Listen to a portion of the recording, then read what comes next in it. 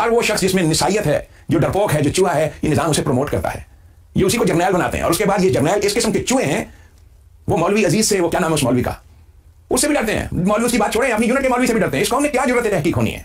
जिस किस्म के आपके जर्नैल हैं, they do not have the abilities और गट्स इवन टू टॉक।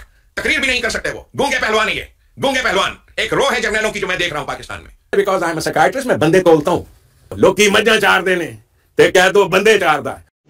तो रुको जरा, सबर करो। इससे हरगिज आप ये ना समझिए कि हमारे साहब का मिलिट्री के कमांडर्स कम हैं। जनरल बाजवा, जिनके बारे में मैं बड़ा शदीद किस्म का क्रिटिक रहा, जब मेरी आंखें खुली, हकीकत को मैंने जाना कि जाबिर और मजबूर, किस दर्जा मजबूर होता है हमारा आर्मी का चीफ।